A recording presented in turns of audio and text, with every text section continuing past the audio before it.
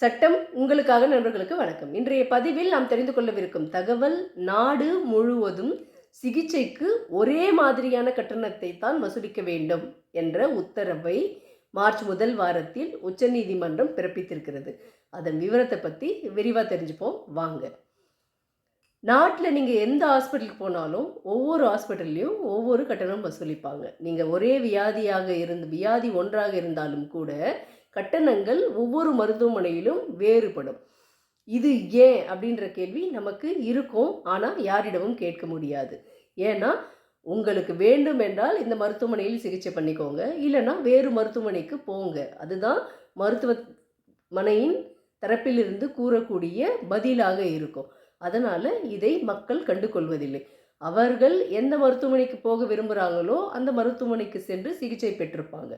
இதுவரைக்கும் யாரும் இதை பற்றி கேள்வி கேட்டதில்லை.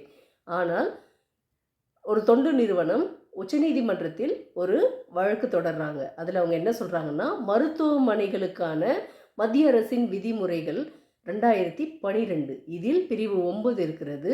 அதன்படி என்ன சொல்லியிருக்காங்க அப்படின்னு பார்த்தீங்கன்னா, எல்லா மருத்துவமனைகளுக்கும், பதிவு செய்யப்பட்ட எல்லா மருத்துவமனைகளுக்கும் ஒரு நிர்ணயிக்கப்பட்ட எந்த சிகிச்சைக்கு எவ்வளவு பணம் என்று நிர்ணயிக்கப்பட்ட ஒரு விலையை மத்திய அரசு கொடுக்க வேண்டும் என்ற ஒரு விதிமுறை இருக்கிறது. ஆனால் 2012 இன்று வரை கிட்டத்தட்ட 12 ஆண்டுகளுக்கு மேல் கடந்து விட்டது.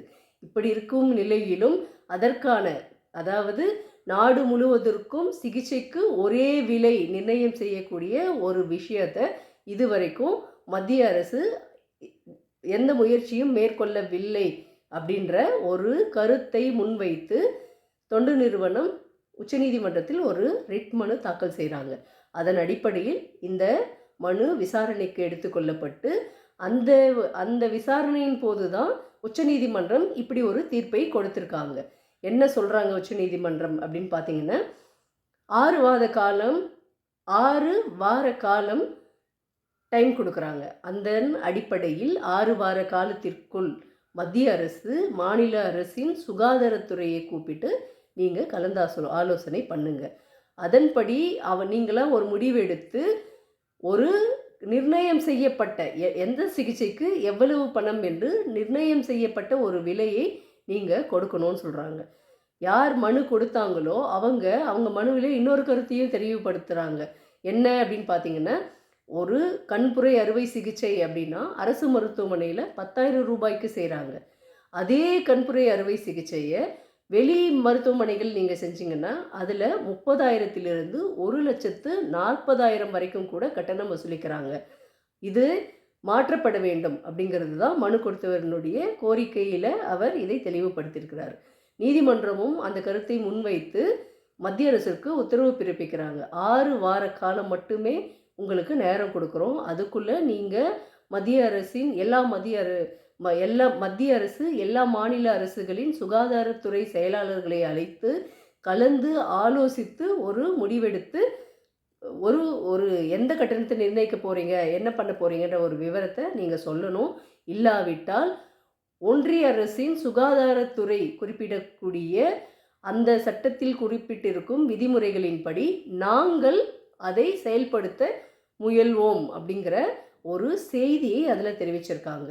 இந்த அடிப்படையில் பார்க்கும் பொழுது நிச்சயமாக நாடு முழுவதும் பதிவு செய்யப்பட்ட மருத்துவமனைகளில் நிர்ணயிக்கப்பட்ட இந்த சிகிச்சைக்கு இவ்வளவுதான் பணம் அப்படிங்கிற ஒரு நிர்ணயிக்கப்பட்ட அறிவிப்பு நம்ம எல்லோருக்கும் கிடைக்கும் அப்படிங்கிற ஒரு மகிழ்ச்சியான செய்தி இந்த உத்தரவின் மூலம் நமக்கு தெரிந்திருக்கிறது. 6 வார காலத்திற்கு பிறகு நீதிமன்றம் எந்த மாதிரியான முடிவெடுத்திருக்கிறது, மத்திய அரசு நீதிமன்ற உத்தரவின்படி ஒரு தொகையை நிர்ணயித்து நீதிமன்றத்தில் பதிவு செய்கிறாங்களா, இல்லை நீதிமன்றமே அதனுடைய கட்டுப்பாட்டில் இருக்கக்கூடிய விதிமுறைகளை பயன்படுத்தி அவங்களே இந்த சுகாதாரத்துறையின் அடிப்படையில் அவங்க கொடுத்திருக்கக்கூடிய விதிமுறைகளின்படி நீதிமன்றமே இந்த திட்டத்தை செயல்படுத்த முன்னெடுக்குமா அப்படிங்கிறத பொறுத்திருந்து பார்ப்போம்.